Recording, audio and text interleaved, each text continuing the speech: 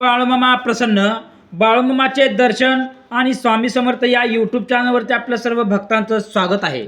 भक्तांनो, मी आज तुम्हाला या व्हिडिओच्या माध्यमातून बाळूमामांनी आपल्याला खंडोबा राजांविषयी दिलेला संदेश त्याविषयी मी तुम्हाला सविस्तर माहिती सांगणार आहे. भक्तांनो, ठीक आहे, तर चला पाहूया. बोला बाळूमामाच्या नावानं चांग बरं श्री खंडोबा राजा प्रसन्न. ठीक आहे, तर चला पाहूया. नमस्कार भक्तांनो, संत बाळूमामा यांचा खंडोबा राजाविषयी संदेश हा केवळ शब्दांपुरता मर्यादित नाही, तर तो भक्तांच्या आयुष्याला दिशा देणारा, आत्मविश्वास देणारा आणि संकटात आधार देणारा आहे. बाळूमामा सांगतात की खंडोबा राजा हा फक्त देव नाही, तर तो आपल्या प्रत्येक भक्ताचा खरा रक्षक आहे. जो भक्त मनापासून निष्कपट भावनेने आणि पूर्ण श्रद्धेने खंडोबाला हाक मारतो, त्याला खंडोबा कधीही निराश करत नाही. भक्तांच्या मनात जरी शंका, भीती किंवा दुःख असलं तरी खंडोबाच्या नावाने ते सगळं दूर होतं. त्यांच्या मते खंडोबाची भक्ती ही मोठ्या विधी विधाने करून नाही, तर साध्या आणि स्वच्छ मनाने करायची असते. देवाला सोनं चांदी नको, तर मनाची श्रीमंती हवी असते. हा बाळूमामांचा मुख्य संदेश आहे. जेव्हा भक्त खंडोबावर पूर्ण विश्वास ठेवतो, तेव्हा त्यांच्या आयुष्यातील अडचणी हळूहळू कमी होऊ लागतात. बाळूमामा सांगतात की खंडोबा राजा आपल्या भक्तांची परीक्षा घेतो, पण कधीही त्यांना सोडत नाही.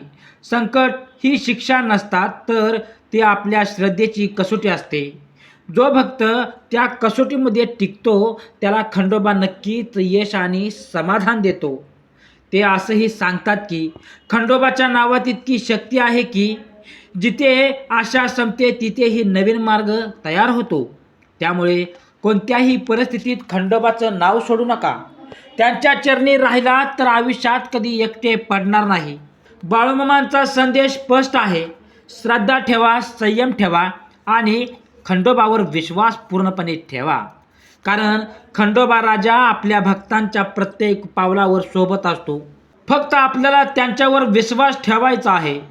भक्तांनो, संत बाळूमामा आणि खंडोबा राजा यांच्याविषयी संदेश जितका खोलवर असतो, तितकाच त्यांचा अतिशय गूढ आहे. लक्षात ठेवा, जीवन बदलणारा आहे. हा संदेश फक्त देवभक्तीचा नाही, तर माणसाला आतून मजबूत बनवणारा आहे. बाळूमामा सांगतात की खंडोबा राजा हा जागृत देव आहे, म्हणजेच तो आपल्या भक्तांच्या प्रत्येक हाकेला प्रतिसाद देतो. देव आहे, पण त्यासाठी भक्ती ही खरी असायला हवी. फक्त तोंडाने नाव घेऊन उपयोग नाही.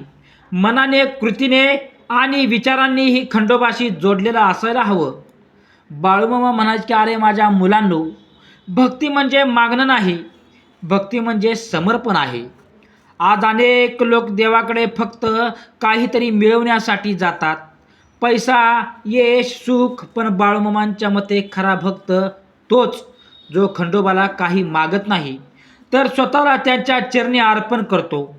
जेव्हा असा निस्वार्थ भाव येतो, तेव्हा खंडोबा स्वतःच भक्तांच्या आयुष्यात जे आवश्यक आहे ते देतो. बाळूमामांच्या शिकवणीत एक महत्त्वाची गोष्ट म्हणजे संयम आणि प्रतीक्षा. ते सांगतात की खंडोबा कधीही उशिरा करत नाही, पण तो योग्य वेळेवरच फळ देतो.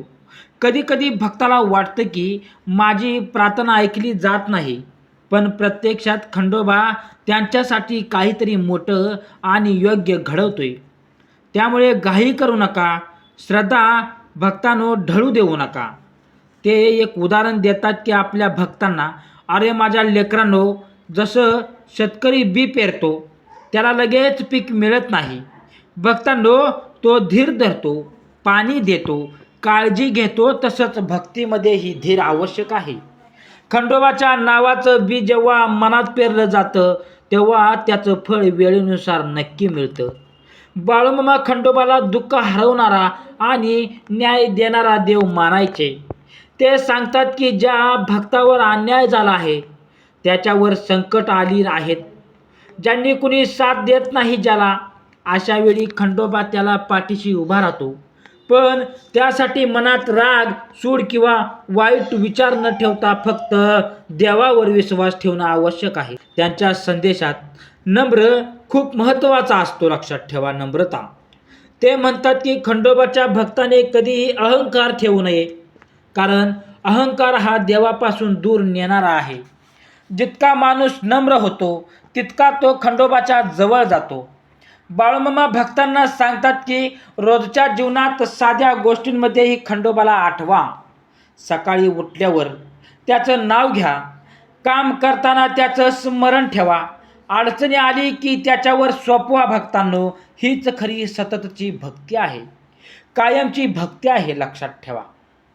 ते असंही सांगतात की खंडोबा फक्त मंदिरात नाही तर प्रत्येक ठिकाणी आहेत. तुमच्या घरात, तुमच्या कामात, तुमच्या विचारात, तुमच्या मनात. त्यामुळे देवाला शोधण्याची गरज नाही, लक्षात ठेवा. जाण्याची गरज नाही, फक्त मन शुद्ध आणि विश्वास पक्का हवा असतो, लक्षात ठेवा. तसेच बाळूमामा सांगतात की भक्तांनो, संदेश अत्यंत हृदयस्पर्शी संदेश आहे त्यांचा. तू एक पाऊल खंडोबाकडे टाक, तो 10 पावलं तुझ्याकडे येईल. म्हणजेच भक्ताने एक सुरुवात करायची आहे, श्रद्धेची, विश्वासाची आणि प्रेमाची. पुढचे सगळं खंडोबा स्वतः सांभाळतो, लक्षात ठेवा. भक्तांनो, बाळूमामा आपल्या भक्तांना असेच महत्त्वाचे संदेश देत असतात, भक्तिपूर्ण विचार देत असतात, लक्षात ठेवा. खंडोबाच्या भक्ताने कधीही अहंकार करू नये, लक्षात ठेवा. त्यामुळे जितका माणूस नम्र राहतो तितकाच तो खंडोबाच्या जवळ जातो. तसेच संत बाळूमामा, खंडोबा आणि भंडारा यांचा संबंध हा केवळ परंपरेचा नाही, तर श्रद्धा, शक्ती आणि आध्यात्मिक अनुभवांचा एक अतिशय खोल प्रवास आहे. संत बाळूमामा हे खंडोबा राजांचे अत्यंत परमभक्त मानले जातात. त्यांचे संपूर्ण आयुष्य खंडोबाच्या नामस्मरणात आणि भक्तांच्या सेवेत गेले. बाळूमामांसाठी खंडोबा हा फक्त देव नव्हता, तर तो त्यांचा जिवंत अनुभव होता. ते नेहमी सांगायचे की खंडोबा हा आपल्या भक्तांच्या प्रत्येक श्वासात असतो, फक्त आपण त्याला ओळखायला पाहिजे. खंडोबा हा महाराष्ट्रातील एक जागृत आणि लोकदेवता आहेत, ज्यांना मल्हारी मार्तंड असेही म्हणतात. तो अन्यायाविरुद्ध लढणारा, राक्षसांचा नाश करणारा आणि भक्तांचे रक्षण करणारा देव मानला जातो. जेजुरी मंदिर हे खंडोबाचे मुख्य स्थान असून इथे भक्तांचा प्रचंड उत्साह पाहायला मिळतो. भंडारा म्हणजे हळद, पण खंडोबाच्या भक्तीत याला अतिशय विशेष स्थान आहे. जेजुरीत किंवा खंडोबाच्या यात्रेत जेव्हा भंडारा उधळला जातो तेव्हा संपूर्ण वातावरण पिवळं होतं. हे केवळ एक दृश्य नसून त्यामागे खोल अर्थ आहे. भंडारा हा समृद्धी, पवित्रता आणि शक्तीचं प्रतीक आहे. हळद ही आयुर्वेदातही पवित्र आणि औषधी मानली जाते, त्यामुळे ती शरीर आणि मन दोन्ही शुद्ध करणारी मानली जाते. बाळूमामा सांगतात की भंडारा उधळणं म्हणजे एक परंपरा नाही, तर तो खंडोबाच्या कृपेचं प्रतीक आहे. जेव्हा भक्त फक्त भंडारा आपल्या अंगावर घेतो तेव्हा तो खंडोबाच्या संरक्षणाखाली येतो असं मानलं जातं. त्या क्षणी फक्त भक्त आणि देव यांच्यातील अंतर संपतं. बाळूमामांच्या शिकवणीत भंडाऱ्याचा आणखी एक गूढ अर्थ सांगितला जातो. जसं भंडाऱ्याने सगळं पिवळं होतं, तसंच भक्तीने माणसांचं आयुष्य बदललं पाहिजे. मनातील नकारात्मकता, द्वेष, राग हे सगळं दूर होऊन फक्त श्रद्धा आणि सकारात्मकता राहिली पाहिजे. खंडोबा आणि भंडाराचा संबंध ऊर्जा आणि शक्तीशी जोडला जातो. जेव्हा हजारो भक्त एकत्र येऊन एलकोट एलकोट जय मल्हार असा जयघोष करतात आणि भंडारा उधळतात, तेव्हा त्या ठिकाणी एक वेगळीच आध्यात्मिक ऊर्जा निर्माण होते. बाळूमामा म्हणतात, त्या क्षणी खंडोबा स्वतः आपल्या भक्तींमध्ये उपस्थित असतो. बाळूमामांच्या जीवनात अनेक चमत्कार घडल्याच्या कथा सांगितल्या जातात, जिथे त्यांनी खंडोबाच्या नावाने लोकांच्या अडचणी दूर केल्या. पण ते नेहमी म्हणायचे की हे माझं नाही, सगळं खंडोबा राजांचं आहे. ही त्यांची नम्रता आणि देवावरची अढळ श्रद्धा दाखवते.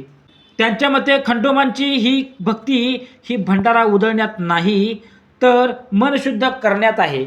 जर मनात वाईट विचार असतील, अहंकार असेल, तर बाहेरून कितीही भंडारा उधळला तरी त्याचा उपयोग नाही. पण जर मन स्वच्छ आणि श्रद्धेने उभारलेला असेल, भरलेला असेल, तर एक चिमूटभर भंडाराही खंडोबाला पोचवतो. शेवटी बाळूमामांचा संदेश खूप सुंदर आहे. खंडोबा हा शक्तीचा स्रोत आहे, भंडारा हा त्या शक्तीचं प्रतीक आहे आणि भक्ती ही त्या शक्तीला मिळवण्याचा मार्ग आहे. भक्तांनो, बोला बाळूमामाच्या नावानं चांगलं श्री खंडोबा राजा प्रसन्न. भक्तांनो, असेच बाळूमामांचे भक्तिमय विचार, खंडोबाविषयी जे काही सर्व माहिती असेल ते आपल्याला या यूट्यूब चॅनलवरती भेटेल. त्या अगोदर तुम्ही चॅनलला सबस्क्राईब करा, लाईक करा, कमेंट करा आणि कमेंटमध्ये जय बाळूमामा श्री खंडोबा राजा प्रसन्न असेच लिहा.